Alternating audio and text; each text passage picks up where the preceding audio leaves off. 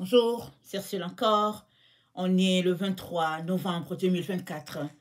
Alors, je viens sur la trompette aujourd'hui encore et je viens proclamer le retour de notre Seigneur Jésus-Christ. Amen, alléluia, soyons tous bénis, soyons remplis de sa joie. Amen. Alors, une vérité qui dérange. Amen. Une vérité qui dérange.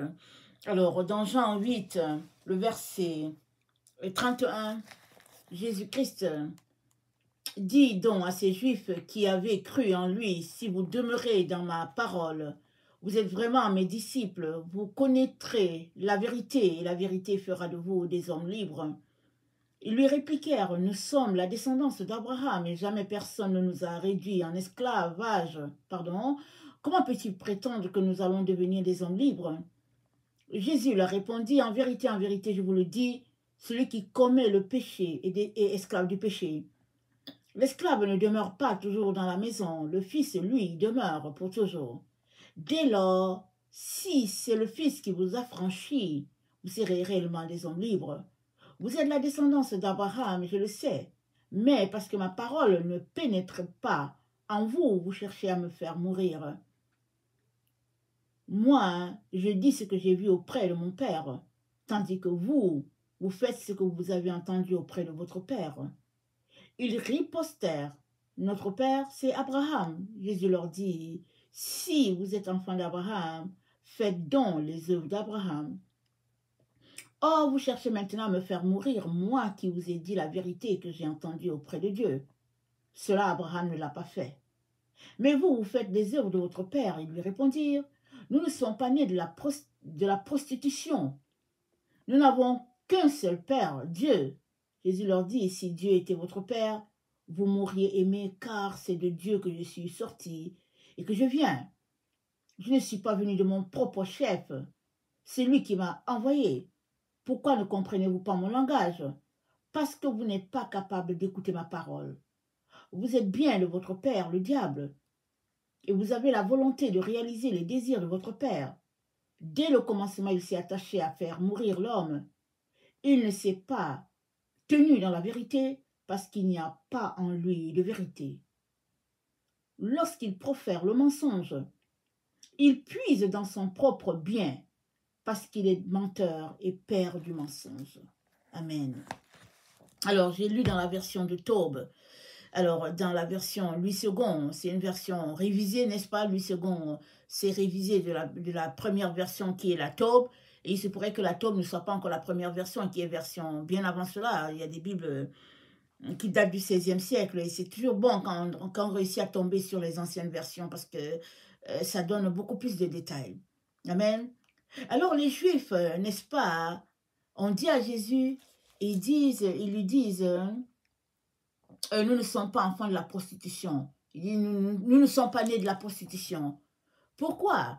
Parce qu'ils sous-entendent que Jésus est fils de prostituée. Ils sous-entendent que Marie n'avait pas de mari quand elle tombait enceinte. Donc, ils sous-entendent. C'est-à-dire, ils sont toujours en train de choquer Jésus-Christ pour le frustrer, n'est-ce pas? Mais Jésus-Christ leur dit, je viens de mon Père. Et si vous étiez de Dieu, si Abraham était votre père comme vous le prétendiez, vous feriez les œuvres d'Abraham. Parce que Abraham, lui, il a fait les œuvres de justice. Amen. Quoique c'est dans le temps où Jésus n'était pas encore venu, Abraham a marché dans la droiture. Il a refusé de suivre les voies de son père qui était versé dans le mysticisme, dans les pratiques des amulettes. Abraham a refusé cela. Et Abraham a juste, n'est-ce pas, marché par la foi cherchant le vrai Dieu.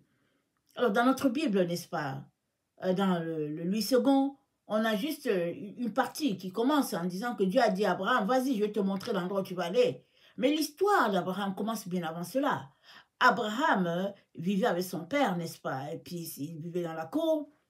Et son père lui a dit d'aller nourrir les dieux qui sont faits de bois et tout. Et puis à un moment donné, Abraham était frustré, il les a tous bottés. Vous savez, les jeunes garçons, hein, les garçons, quand vous leur envoyez faire des commissions, ils discutent pas là. Donc Abraham a renversé toutes ces choses là. Son père vient, il trouve que ces amulettes qui sont des dieux sont renversées. Il dit à Abraham, mais pourquoi ils sont par terre? Et Abraham leur dit, mais voilà, je les ai renversés parce qu'ils ne peuvent pas répondre, ils peuvent pas répondre à mes questions, et puis bon, il ne parle pas et tout et tout. Et puis évidemment, Abraham, ça lui a valu les réprimandes de son père. Et puis donc Dieu s'est manifesté à Abraham, il a dit à Abraham, je ne veux pas t'abandonner. Et puis suite à toute cette histoire d'amulettes et tout, Abraham a été jeté dans le feu avec son frère, n'est-ce pas? Alors, le frère d'Abraham, quand il était avec Abraham, il disait que oui, il y a le vrai Dieu qui existe, mais quand il se retrouvait avec la communauté, il jouait le jeu, il disait que non, c'était Nemrod qui était Dieu. Et finalement, Nemrod, le roi dans le temps, je pense que c'est Nemrod, il les a jetés dans le feu. Le feu a été activé beaucoup plus que celui de Shadrach, Meshach et Abednego. Les deux frères ont été jetés dans le feu. Le frère d'Abraham est mort parce qu'il jouait au double jeu. Mais Abraham n'est pas mort. Il est resté longtemps dans le feu, je ne sais pas combien de jours. Abraham n'est pas mort. Et quand il est sorti de là, le roi lui a donné des chameaux, des bœufs, en tout cas de la richesse. Ils ont dit c'est le Dieu d'Abraham qui est Dieu. Et Dieu a dit à Abraham, ne reste pas ici. Ils vont chercher à te tuer. Lève-toi, va à l'endroit que je vais t'indiquer et tu vas habiter là-bas.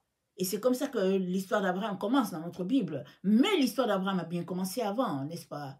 Là, sa naissance et tout. Donc, Jésus-Christ dit aux pharisiens, Abraham, lui, il a marché selon les œuvres de Dieu. C'est-à-dire, il a marché par la foi. Il a expérimenté que ces choses-là, les dieux de bois et tout ça, ça n'aide pas. Et ce n'est que pur mensonge. Il s'est tenu devant la vérité pour dire, je ne veux pas adorer tes dieux, papa. Je vais adorer le vrai Dieu. Et ce que ça lui a valu, cela lui a valu. Il a été jeté au feu, pardon, et il est sorti de là triomphant. Et c'est comme ça que il est le père, n'est-ce pas, de plusieurs nations. Et les pharisiens disent à Jésus-Christ, Abraham, c'est notre père. Et Jésus-Christ dit, si Abraham était votre père, vous ferez les œuvres qu'Abraham a faites. Parce que Abraham a expérimenté Dieu, et puis il a expérimenté mon jour. Amen, il a expérimenté mon jour. Alors Jésus-Christ dit aux pharisiens, n'est-ce pas, vous connaîtrez la vérité. Et cette vérité, c'est elle qui va vous affranchir. On connaît le verset dans la version Louis II, c'est Jean 8, le verset 32. Et dans la version, n'est-ce pas, dans la version de Taube, c'est écrit, c'est dit, Jésus dit, si vous demeurez dans ma parole, vous êtes vraiment mes disciples. Ça, c'est le 31. Vous connaîtrez la vérité et la vérité fera de vous des hommes libres. Amen. Ça dit, et il explique, il dit, si vous êtes sous la domination du péché, alors vous êtes les esclaves du péché. Mais une fois libérés du péché, vous n'êtes plus esclaves. Et tous nous savons qu'une seule personne peut avoir des milliers de péchés. Donc, à chaque fois que tu prends le dessus sur un péché, tu deviens, n'est-ce pas, libéré de ce péché-là, et puis, etc., etc. C'est ça la vie triomphante en Dieu. Et Dieu veut cela pour chacun d'entre nous. Et il dit, dans le verset 37, il le dit aux pharisiens, il le dit, nous sommes dans Jean 8, le verset 37, il dit, dès lors, attendez, je vais lire au 36, ok? Je suis dans Jean 8, le verset 36. Dès lors, si c'est le Fils qui vous a franchi, vous serez réellement des hommes libres. Vous êtes la descendance d'Abraham. Je le sais, mais parce que ma parole ne pénètre pas en vous, vous cherchez à me faire mourir. Donc, parce que ma parole ne pénètre pas, ça dit qu'il y a un mur étanche qui fait que la parole de Dieu n'entre pas à l'intérieur de ces gens-là. Alors, moi, je ne sais pas si c'est ton cas, parce qu'il peut arriver que Dieu te dise quelque chose et puis c'est du béton, ça n'entre pas, parce que tu trouves que ce n'est que une histoire à dormir debout. Ou bien tu refuses parce que ça va venir opposer les plans que tu as. Mais, qu'est-ce que Jésus-Christ dit? Il dit, la délivrance vient de la parole qui pénètre en nous. Une fois que la parole pénètre, n'est-ce pas, elle te confronte et tu es en face de la réalité que Dieu te présente, et puis ta réalité à toi, et puis tu dois décider. Et puis, que vas-tu décider? Vas-tu décider que la parole de Dieu est vraie? Si ce que Dieu te dit est vrai, alors tu dois laisser automatiquement ta vérité à toi. C'est de ça qu'il est question quand Dieu dit de décider. Mais si tu trouves que la vérité de Dieu ne fait pas ton affaire, alors tu laisses tomber et tu continues sur ton chemin.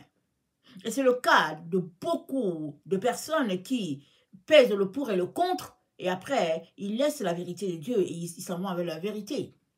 Le seul problème, c'est que nous ne connaissons pas le lendemain. Le lendemain appartient à Dieu. Alors nous prenons souvent nos voies en se disant que bon, je vais savoir comment je vais contourner ça, mais malheureusement, on ne peut jamais contourner Dieu.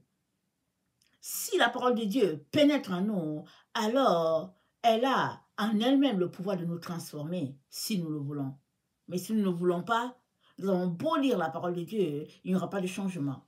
Mais Dieu aimerait qu'il y ait changement, n'est-ce pas? C'est pour cela qu'il nous dit qu'il est important de connaître la vérité. Alors, il est important de connaître la vérité à tous les niveaux. À chaque niveau, il est important de connaître cette vérité-là. À ton niveau, n'est-ce pas? Parce que c'est la vérité qui libère.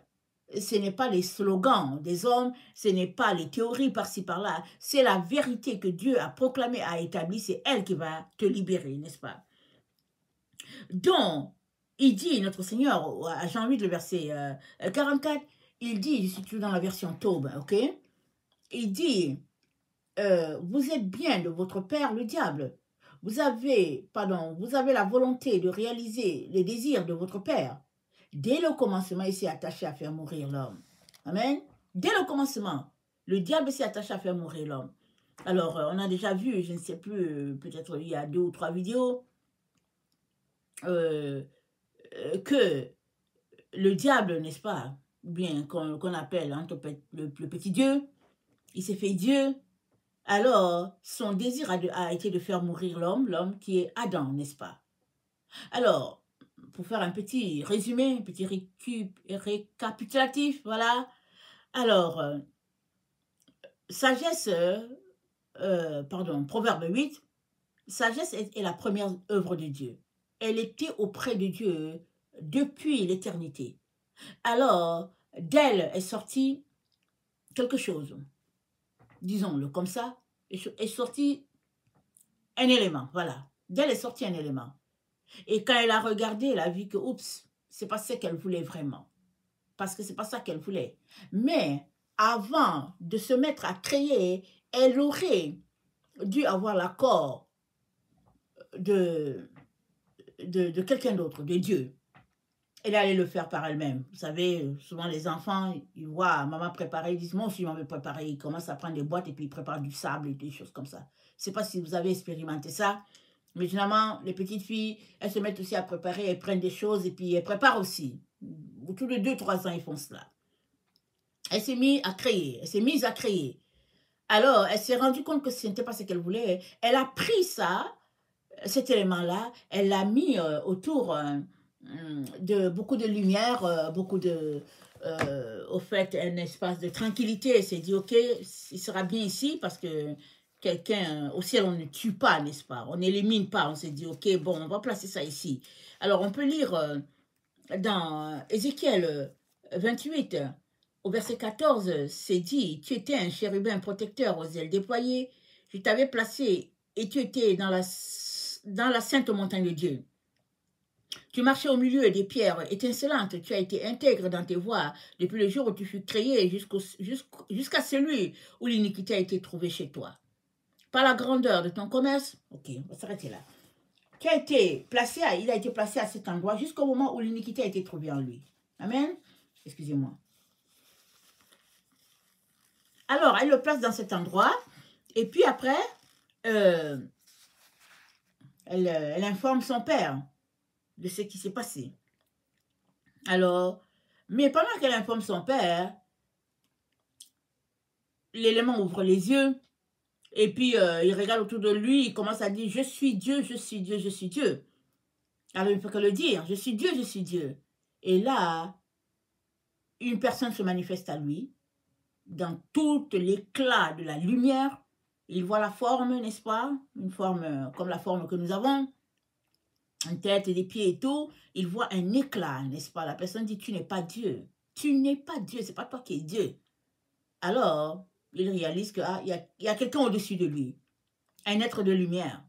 Et à partir de là, il dit, ok, je vais créer comme celui-là. Je vais créer un être qui ressemble à celui-là.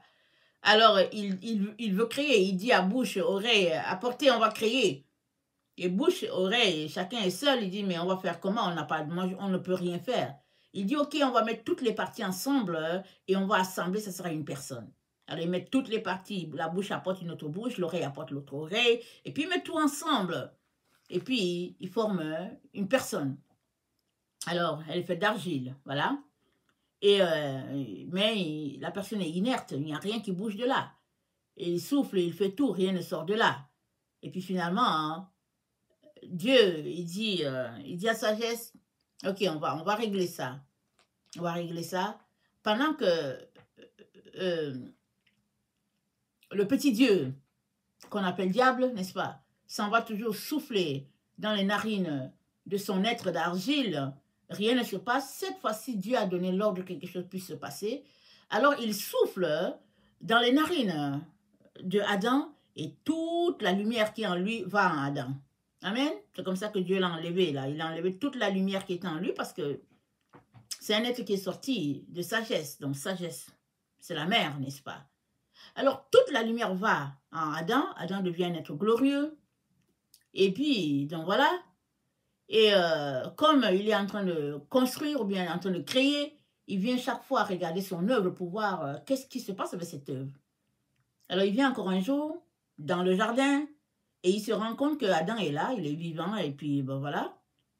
Et il se rend compte que il a tous les éléments et puis c'est un être brillant. Et il dit à Adam, mais comment se fait-il que tu entends? Comment se fait-il que tu parles? Comment?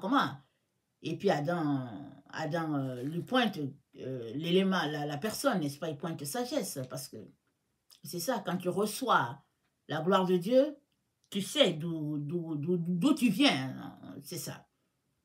Donc, là, il pique une colère, le petit Dieu ou le diable, il pique une colère parce qu'il se rend compte que tout ce qui était en lui, il n'y a plus rien en lui, il n'est que ténèbres. Et puis, tout est en Adam. C'est à partir de là que commence la grande jalousie et son désir, n'est-ce pas, de détruire Adam, de tuer et puis de récupérer tout ce qui se passe, c'est là. Parce que lui, il veut être Dieu. Il dit, je suis Dieu, je suis Dieu. Et il lui a été dit, tu n'es pas Dieu, mais lui, il veut être Dieu. Alors, il met en place une stratégie pour être Dieu. Et c'est comme ça que, il pense, parce que chacun pense, il conçoit. Alors, il décide de faire un second, n'est pas une seconde personne, pour Adam.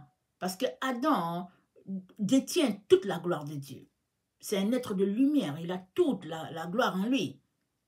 Et lui, le diable, le petit Dieu, il est rempli de ténèbres.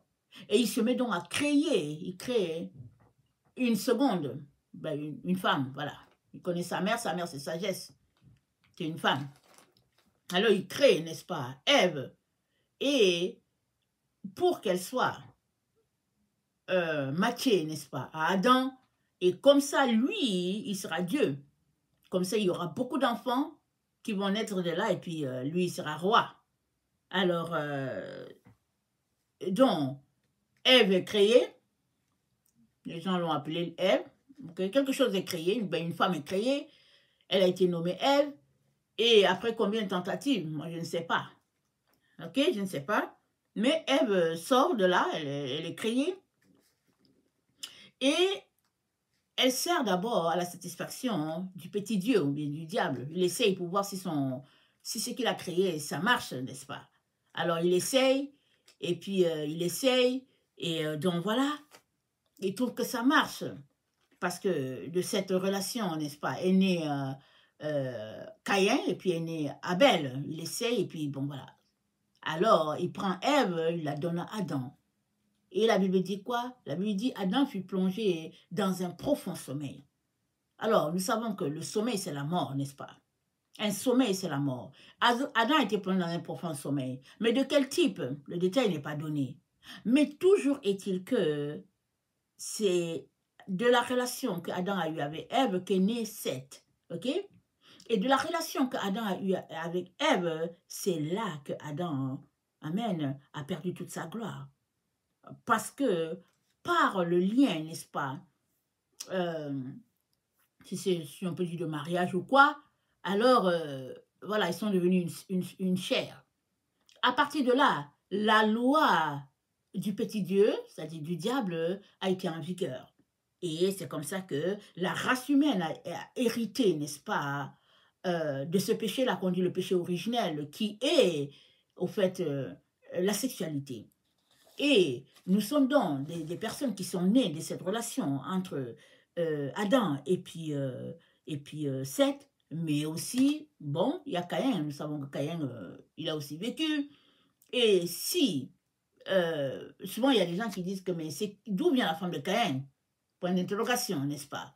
Mais celui-là qui a créé Ève et qui l'a matché à Adam est capable de faire beaucoup plus de choses, est capable de faire de grandes choses.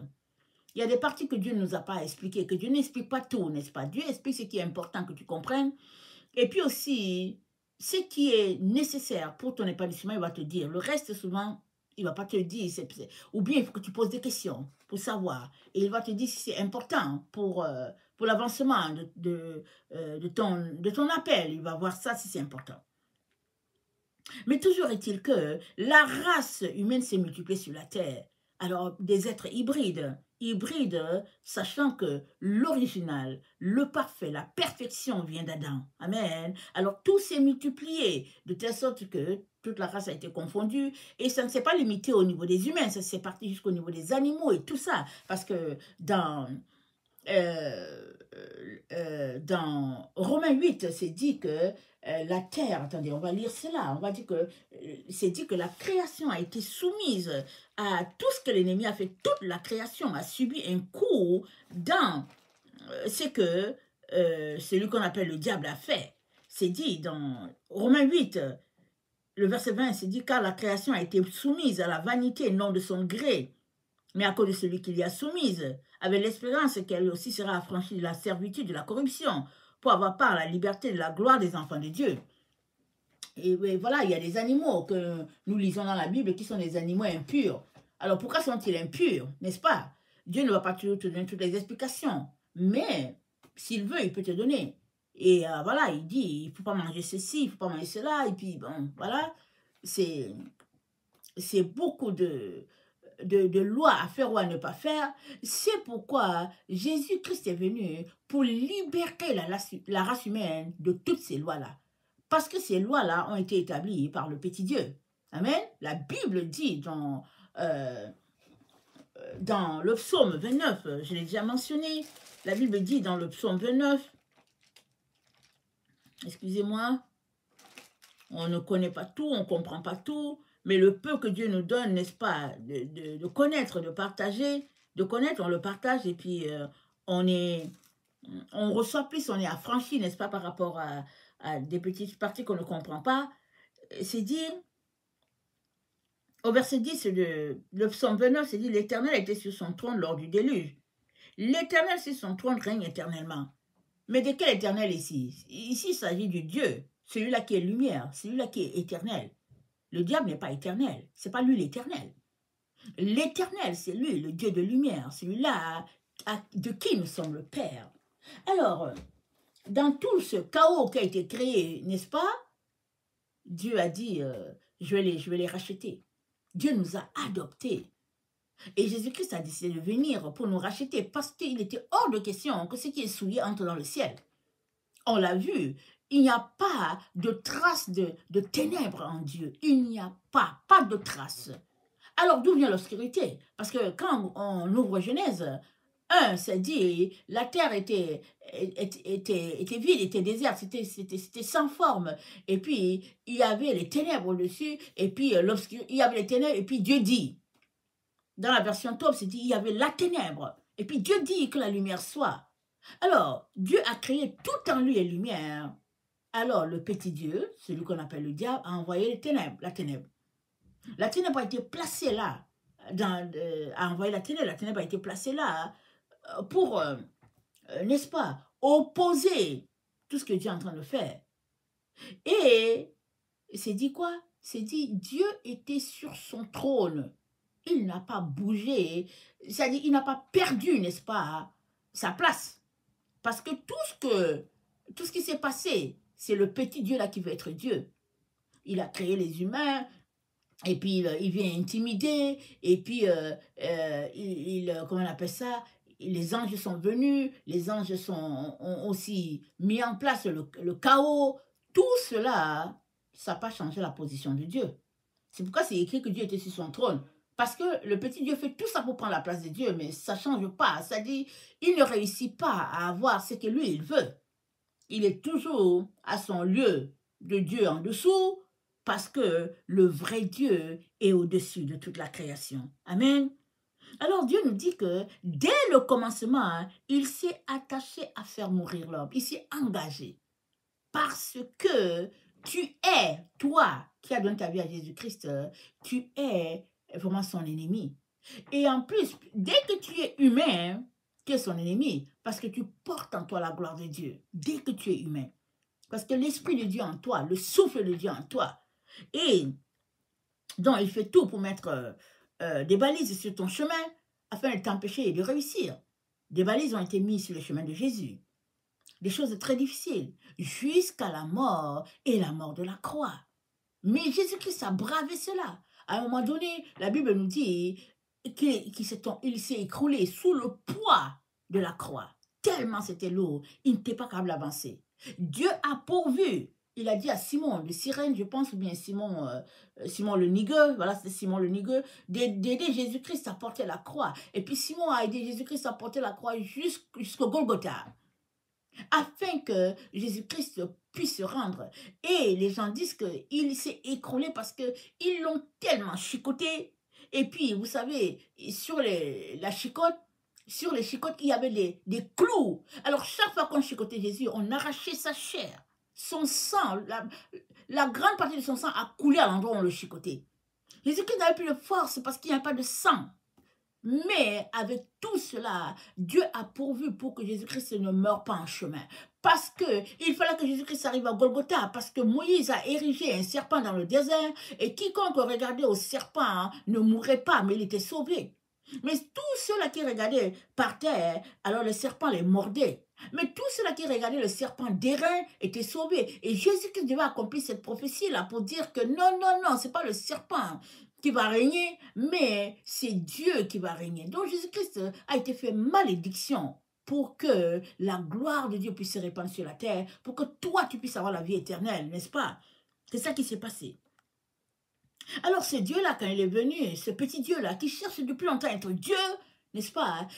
Il est, par exemple, quand Moïse a été appelé par Dieu, il a dit à Moïse quoi? Il a dit, ok, sanctifie le peuple, je veux me présenter à lui. Et puis, donc Moïse a pris, il a sanctifié le peuple, il a dit, qu'est-ce qu'il a dit au peuple? Il dit que personne n'aille au fait, qu'il n'y ait pas de relation sexuelle. Il dit, apprêtez-vous, lavez-vous vos vêtements, on s'en va pour entendre Dieu. Ils sont partis se mettre autour de la montagne, n'est-ce pas? Et qu'est-ce qui est passé? Il paraît que la manifestation était telle. Il y avait tremblement, c'était quelque chose. Les gens étaient outrés. Ils ont dit à Moïse que si c'est comme ça, c'est bon. Non, vraiment, on ne veut plus. Ils étaient pris de terreur. Alors, pensez-vous que le Dieu de lumière, le Dieu d'amour, le Père de gloire, est-ce qu'il a besoin de faire une démonstration, quelqu'un pour montrer qu'il est Dieu? Il n'a pas besoin, il est Dieu, point. Et c'est tout. Mais le petit Dieu est allé pour démontrer aux gens, il dit que c'est lui qui est Dieu. Donc il leur démontre, il passe sa vie depuis longtemps à démontrer que c'est lui qui est Dieu. Par les intimidations, par des lois. Par exemple, il a dit œil pour œil, dent pour dent.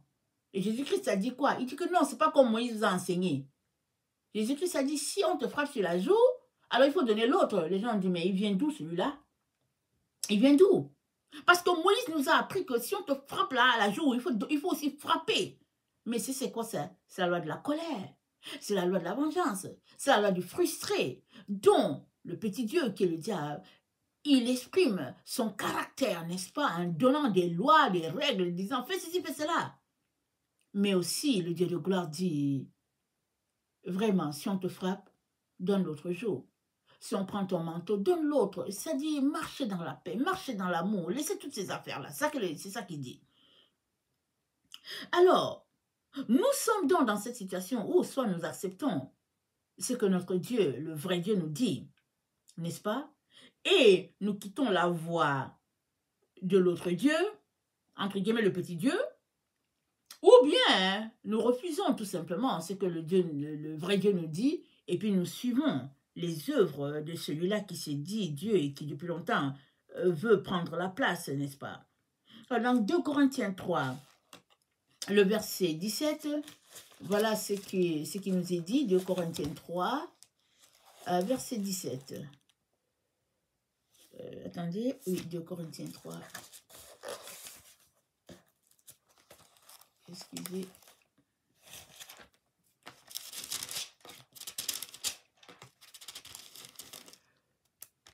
De Corinthiens 3, verset 17, c'est dit, car le Seigneur est l'Esprit.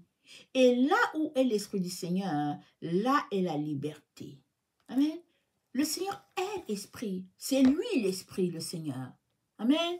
Et puis, dans Jean 8, 32, c'est dit, vous connaîtrez la vérité et la vérité vous affranchira. Et dans Éphésiens 5, le verset 9, Éphésiens 5, le verset 9, excusez-moi, voilà ce qui est dit.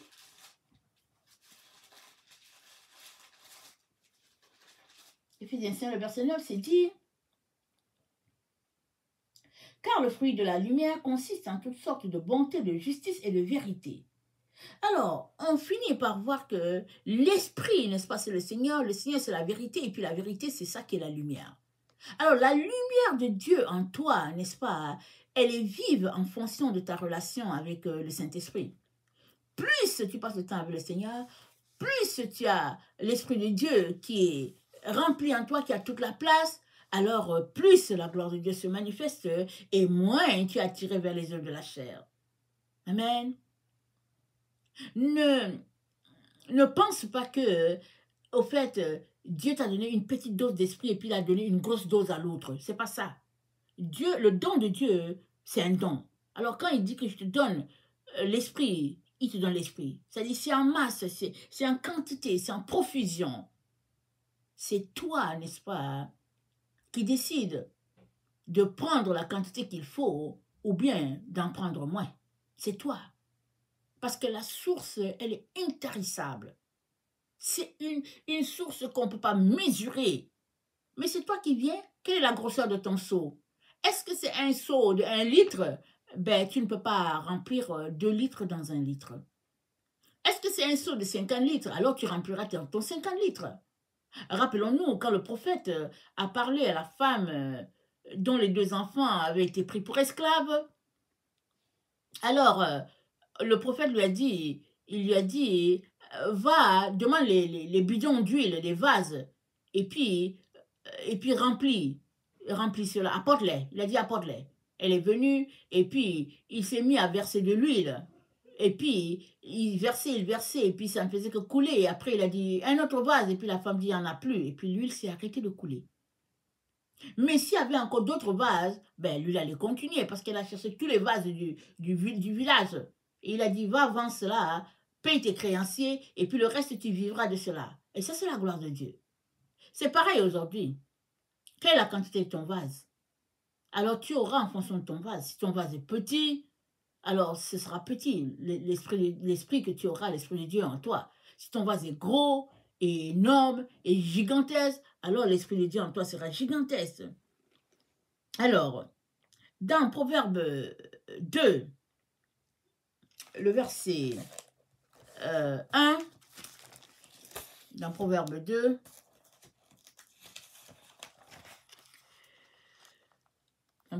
excusez-moi, Proverbe 2, le verset 1, on va lire une bonne partie de ce proverbe. Proverbe 2, verset 1, c'est dit, mon fils, si tu acceptes mes paroles, si mes préceptes sont pour toi un trésor, si prêtant une oreille attentive à la sagesse, tu soumets ton cœur à la raison, oui, si tu fais appel à l'intelligence, si tu invoques la raison, si tu la cherches comme l'argent, si tu la déterres comme un trésor, alors tu comprendras ce qu'est la crainte du Seigneur. Tu trouveras la connaissance de Dieu. Car c'est le Seigneur qui donne la sagesse, et de sa bouche viennent connaissance et raison. Aux hommes droits, il y réserve le succès, tel un bouclier pour qui se conduit honnêtement. Il protège celui qui chemine selon le droit, il garde la conduite de ses fidèles, alors tu comprendras ce que sont justice, équité, droiture, toutes choses qui conduisent au bonheur. Ainsi, la sagesse pénétrera ton cœur et la connaissance fera tes délices. Le discernement te préservera, la raison sera ta sauvegarde, t'arrachant à la mauvaise conduite, à quiconque tient des propos pervers, à ceux qui délaissent le droit chemin pour emprunter les chemins obscurs, qui prennent plaisir à faire du mal, qui exultent dans leur affreuse perversion. Amen.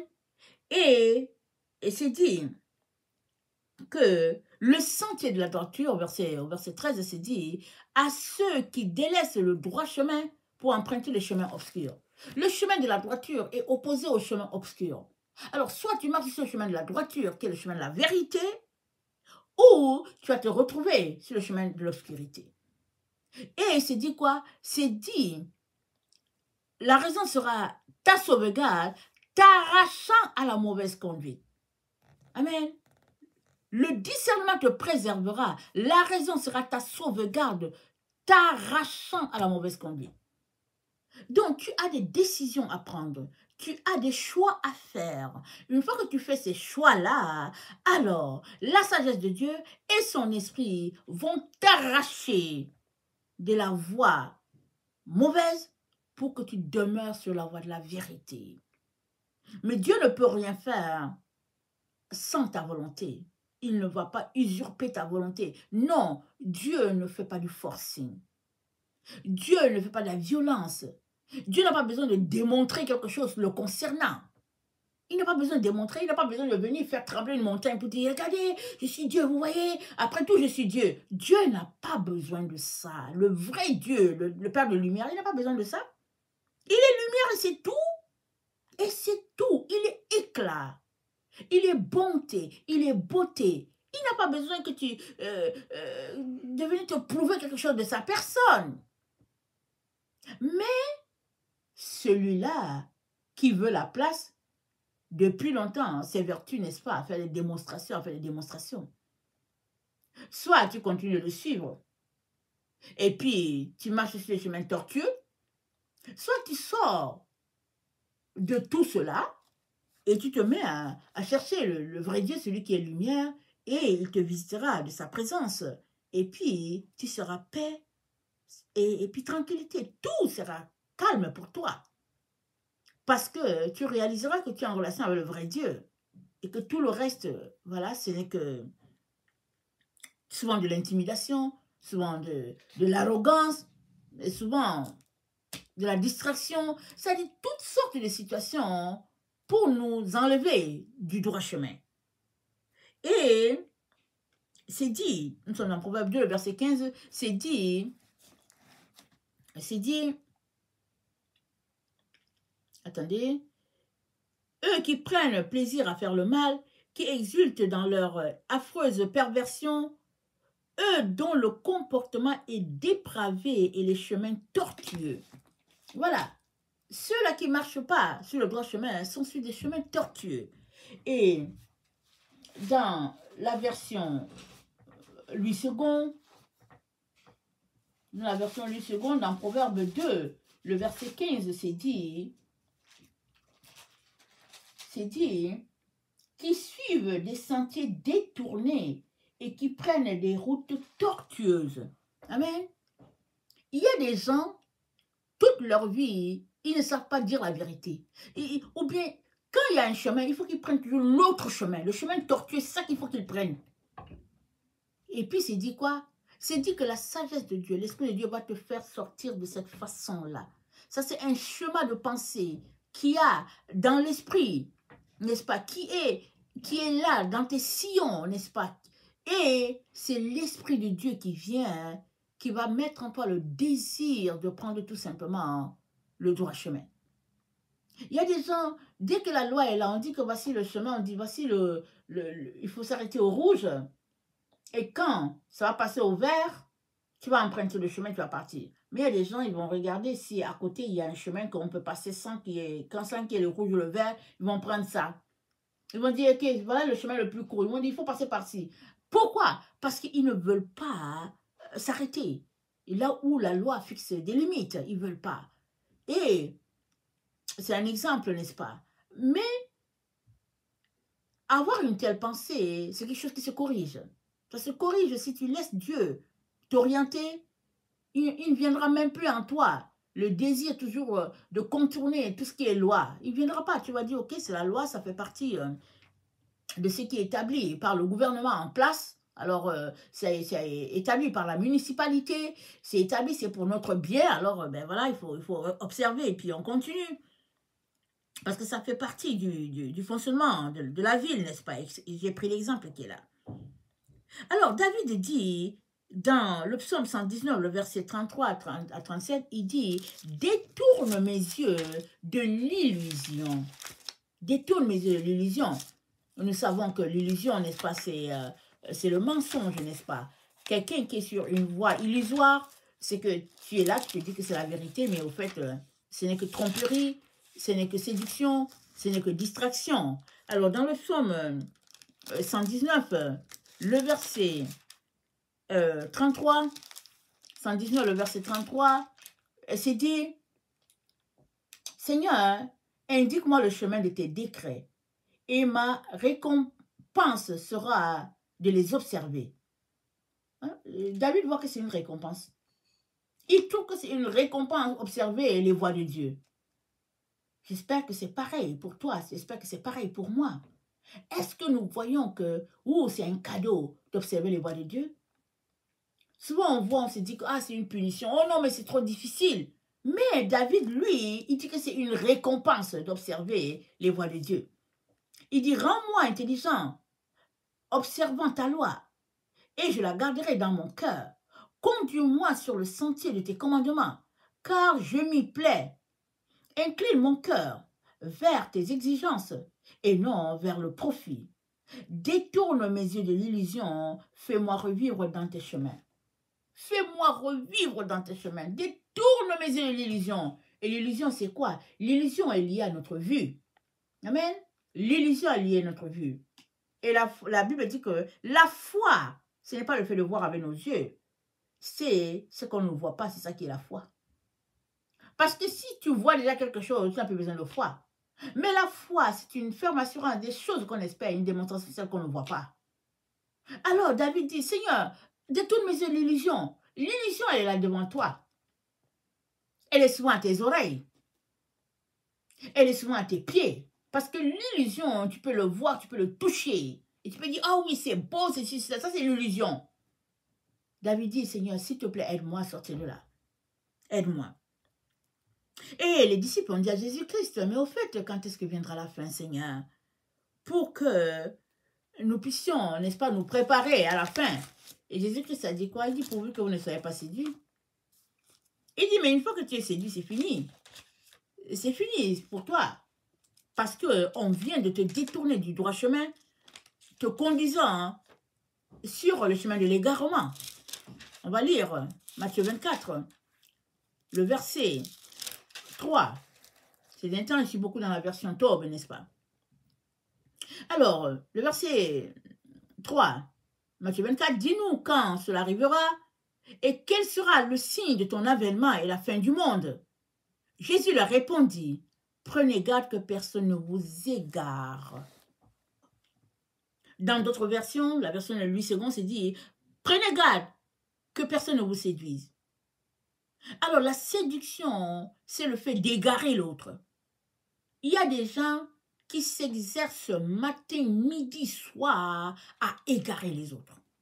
Ils se pratiquent devant le miroir, ils se pratiquent en ligne, ils essaient de voir comment est-ce qu'ils peuvent voler les gens, comment ils peuvent tricher, comment ils peuvent usurper, changer de nom, en prenant le nom des autres. Il y a toutes sortes de tactiques, de pratiques là dehors.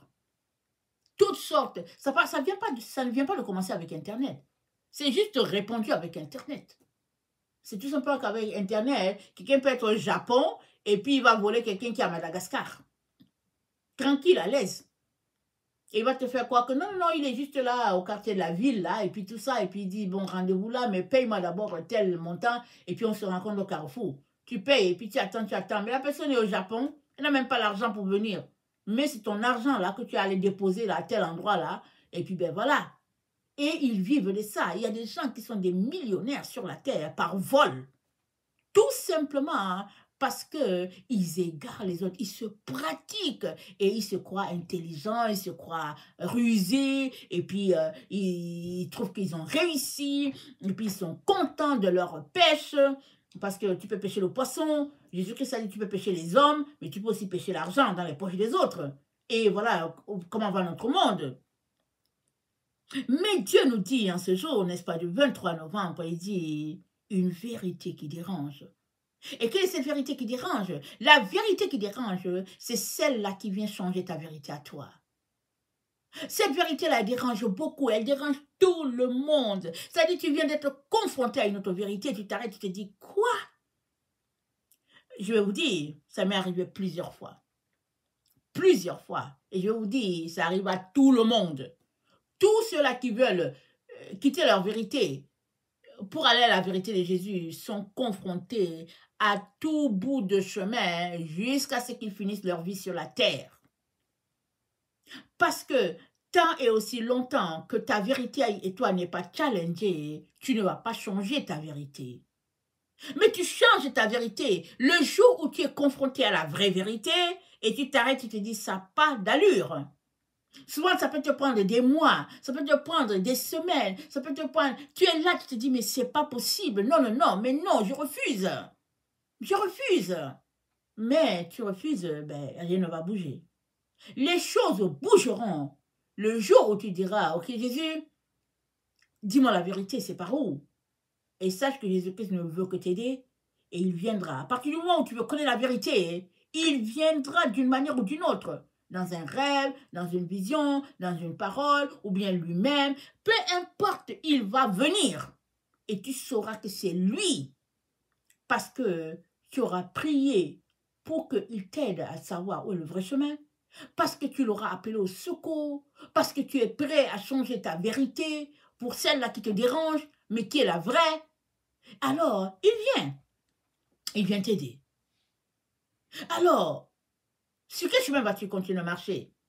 Le chemin de ce, entre guillemets, petit Dieu là, qui veut démontrer qu'il est Dieu, il fait bouger les montagnes, il envoie l'intimidation, il te dit, allez, œil pour œil, on te gifle, on te frappe et tout, et puis tu dis, non, mais c'est Dieu. Ou bien, vas-tu prendre le chemin du Dieu, qui est le vrai Dieu, un Dieu de lumière, un Dieu d'amour, un Dieu de gloire, un Dieu où tout est paisible, tout est paix, tout est bonté, tout est gloire. Tu es tranquille avec ce Dieu-là. C'est ce Dieu-là qui te cherche. C'est lui qui est ton Père. C'est lui qui t'a adopté, qui t'a donné sa nature, qui a fait de toi co-héritier avec Christ. Tu es au même titre qu'avec Christ, pourvu que tu acceptes de marcher comme Christ a marché. Christ est venu pour mourir pour nous. Mais ce n'est pas ça que Dieu te demande, parce que Christ est déjà mort. Amen. Christ est déjà mort, il a fait sa part. Mais toi, ta part, c'est quoi? Quelle est ta part? Cherche à savoir quelle est ta part. Et Jésus-Christ a dit quoi? Si quelqu'un veut venir à moi, qu'il renonce à lui-même. Premier point. Ça, c'est ta part. Deuxième point, il dit de prendre ta croix. Ta croix, c'est quoi? Peut-être que le jour que tu as donné ta vie à Jésus, on va te chasser de la maison, comme les gens pensaient les musulmans. Mais plein de musulmans donnent leur vie à Jésus. Alors, il dit de prendre ta croix. Peut-être que le jour où tu as donné ta vie à Jésus-Christ, ce jour-là, tu vas perdre ton emploi. Qu'est-ce qu'on en sait? Mais c'est ta croix. Prends-la. Jésus-Christ va t'aider à trouver notre emploi. Il va t'aider. Et il dit de le suivre. Mais Jésus-Christ n'est pas ici physiquement là pour que tu le suives comme Pierre l'a suivi, André, Jacques et tout. Jésus-Christ dit le suivre, c'est-à-dire, mets-toi à étudier sa parole, à mettre en pratique ce qu'il te dit et à accepter de te transformer par le Saint-Esprit. Et ça, au jour le jour, jusqu'à ce que tu sois accompli et que tu deviennes un être de lumière, comme Dieu a planifié, comme Dieu a écrit te concernant. Et c'est là que la vie de plusieurs blocs. Pourquoi? Parce que les gens nous ont prêché un évangile qui est bien là. Un évangile sans problème, on n'a pas à souffrir, et puis on est dans un certain équilibre, et puis ben, tout est paix. Quand on entend que les chrétiens souffrent quelque part, on dit que oh, ne va pas dans ce pays-là, les chrétiens souffrent là-bas, ne va pas.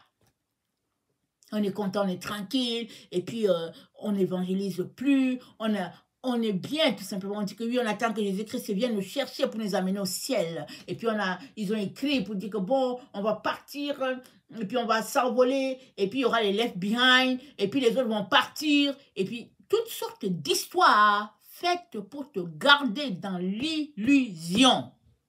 L'illusion. Donc tu es là, au lieu de faire ce que Dieu t'appelle à faire, tu es là, tu attends qu'on vienne te prendre pour t'amener là-bas en haut. Et puis, il y aura les left behind ici. Mais aujourd'hui, Dieu te demande de venir à lui, d'avoir connaissance de la vraie vérité et de te laisser transformer. Une vérité qui choque, c'est l'histoire de la création, n'est-ce pas? De savoir que Ève a été créée pour le plaisir physique, n'est-ce pas? Voilà. Elle a été créée pour le plaisir physique. Elle a été créée, elle a été une création où on a fait un test pour savoir si ça marche ou pas. Un peu avant qu'ils commencent à nous vendre les ordinateurs, plusieurs ordinateurs ont essayé, il y a eu des échecs et tout, jusqu'à ce que, allez, l'élément parfait soit là, comme les tablettes.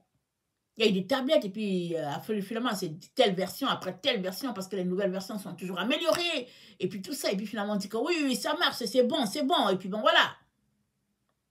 Donc Ève, on l'a mise là pour souiller Adam parce que Adam était un être parfait à la gloire de Dieu.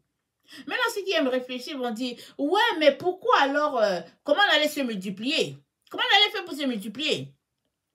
Mais commence d'abord par accepter la première vérité qui est là, que Dieu est un être glorieux, il est être de lumière, et que tout ce qui est là, qui a été mis concernant la chair, ça a été mis par celui-là qu'on appelle le diable ou bien qu'on appelle le petit Dieu. Ça a été mis en place par lui parce qu'il veut être Dieu, il veut usurper la place. Mais malgré tout ce qu'il fait, ça ne change pas. Dieu est Dieu. Et lui, il est tout simplement celui qui oppose Dieu. Alors, si tu veux, n'est-ce pas, connaître ce vrai Dieu-là, commence par sortir de toutes ces choses qui t'unissent au créateur du matériel. Amen. Commence à sortir de là. Commence à chercher ton plaisir, ton bonheur en Dieu et en Dieu seul, non pas dans les choses de la chair. Non pas dans les chaussures, dans les voyages, et puis dans un certain amour, et puis bon, j'en passe, on peut citer, et ne pas en finir, on peut citer. Que ton plaisir, ta joie, ton accomplissement soit en Dieu et en Dieu seul, et tu verras combien c'est si agréable d'appartenir à Dieu. Et de sortir de toutes ces distractions-là. Parce que toutes ces choses-là, c'est la distraction. Amen, c'est la distraction de celui-là qui est appelé petit Dieu, celui-là qui est appelé le diable, c'est la distraction. Alors, Dieu a à cœur des enfants nés de lumière que des enfants de chair, au fait, qui, à la fin, s'ils ne sont pas transformés, vont appartenir au diable. C'est ça la vérité. Si un être humain n'est pas transformé à la gloire de Dieu et qu'il demeure dans sa nature humaine, c'est-à-dire que créé d'argile et sans l'esprit de Dieu en lui, il va appartenir au diable. C'est tout. C'est pour cela que le diable se dit qu'il est Dieu. Et il se dit qu'il règne parce que il y a ou bien le nombre de ceux-là qui marchent avec Dieu sont peu comparés à ceux-là qui ils sont à l'aise avec les lois de l'ennemi. Ceux-là qui marchent avec le vrai Dieu, c'est peu. C'est une petite goutte d'eau parmi tous ceux-là qui opposent Dieu. Mais Dieu aimerait que ceux-là qui comprennent cette vérité et qui l'acceptent puissent, n'est-ce pas, travailler dans la lumière de manière à aller chercher les autres parce que c'est un Dieu d'amour. C'est un Dieu de bonté. Et quand il adopte pour de vrai. Il n'adopte pas pour dire, ok, je vous ai adopté, mais vous savez, Jésus-Christ, il est différent de vous, et puis bon, lui, il va mériter 70 $, et puis vous, comme je vous ai adopté, vous avez 2 $. Mais non. Ben, si Jésus-Christ a droit à 70 $, tu as aussi droit à 70 $. Amen. Si Jésus-Christ a droit à la maison du Père, tu as aussi droit à la maison du Père. Parce que c'est ça que Dieu a fait. Maintenant, c'est à toi, n'est-ce pas, d'accepter de changer ta vérité en cette vérité-là qui dérange, mais qui est la vraie vérité. Amen. Et cette vraie vérité, on ne peut l'avoir qu'en relation avec Dieu. Amen. En conformité avec ce qu'il a dit. Et puis, je terminerai, n'est-ce pas, en citant l'apôtre Jacques, qui a dit, ne vous bornez pas à écouter la parole, mettez-la en pratique. La mise en pratique de la parole, c'est ça qui va faire de nous des étudiants studieux, des hommes aguerris, des personnes, au fait, qui auront appris et qui seront en train de marcher sur la voie de la vérité, la voie de la lumière, et qui auront en eux l'empreinte du Père, le sceau de Dieu. Amen. Que le Seigneur bénisse sa parole.